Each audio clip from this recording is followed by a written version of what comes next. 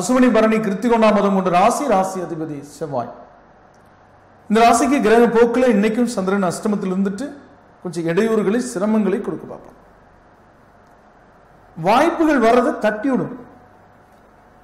நீங்க ஒரு வழியில போயிட்டு இருக்கீங்கன்னா, ஒருத்தங்க மேடையில் உட்கார்ந்துட்டு இருக்காங்க,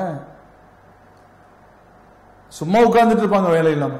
தம்பி இந்த வழியில போகலாமா? ஓ போலான்றான். அந்த வழியில பால வேலை நடந்துட்டு இருக்கான். போர்டு வச்சிருப்பாங்க, அந்த போர்டையும் கூட எவனாவது திருப்பி போட்டிருப்பா பாருங்க. இதெல்லாம் என்ன அறிவுன்னு எனக்கு தெரியல. ஆனா நமக்கு இடையூறு பண்றதுக்குன்னா இது பண்ண மாதிரி இருக்கும். அப்புறம் அவ்வளவு தூரம் போயிட்டு திரும்பி பெட்ரோல் வேற அடிக்காம போயிருப்பா, தீர்ந்துருக்கும். பஞ்சர் ஆயிடுச்சுன்னா ஸ்டெப்னி இருக்காது.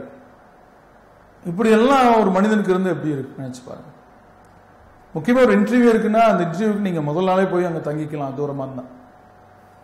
அந்த நேரத்துக்கு அவசரப்பட்டு, அதே மாதிரி இன்னைக்கு இப்போ வேன்ல, ஸ்கூல் வேன் போறீங்கன்னா 7 மணிக்கு ரெடி ஆகணும்னா வேன் வரும்னா நீங்க 6:40க்கே நீங்க போய் நின்றுக்கணும். தூங்க வச்சிடும். அது ஏதோ பண்ணி நம்மளை சங்கடப்படுத்தி சிறும். சரி, அப்படித்தான் மீறி போறாங்க. அடுத்த ஸ்டாப்ல நம்ம 2 வீலர் எடுத்து கொண்டு போய் விட்டுக்க வேண்டியதா குழந்தை. அப்படிலாம் பண்ணிக்கணும். எந்த ஒரு இதுக்கு யாரையும் சங்கடப்பட்டுறாதீங்க. அது நிரந்தர சங்கடம் ஆயிடும். இன்னைக்கு மட்டும் அசுவினி நட்சத்திரக்காரங்க போக்குவரத்துல கவனமா இருக்கணும், பேச்சுவார்த்தையில கவனமா இருங்க. முக்கிய முடிவுகள் இன்னைக்கு எதுவும் எடுக்க வேண்டாம். குடும்பத்துல கூட பேச்சு ரொம்ப மென்மையா போங்க, மேன்மை அடைவீங்க. நவகிரகங்களை கும்பிடுங்க.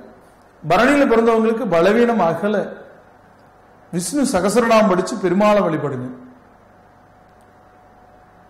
கிருத்திகை நட்சத்திரத்தில் பிறந்தவங்க இன்னைக்கு தட்சிணாமூர்த்தி கோயில்ல போய், சிவன் கோயில் இருக்கக்கூடிய தட்சிணாமூர்த்தி கிட்ட போய் ஒரு மணி நேரம் உட்கார்ந்துக்கங்க. எல்லா பிரச்சனைக்கும் அவர் தீர்வு சொல்வார்.